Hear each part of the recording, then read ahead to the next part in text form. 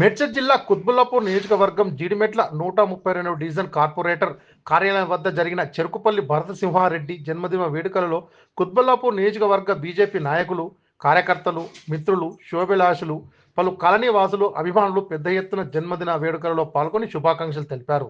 ఈ కార్యక్రమంలో మాట్లాడుతూ ఇలాంటి పుట్టినరోజులు మరెన్నో జరుపుకోవాలని మనస్ఫూర్తిగా కోరుకుంటున్నామని కాలనీ వాసులు అన్నారు. కార్యక్రమంలో తదితరులు పాల్గొన్నారు.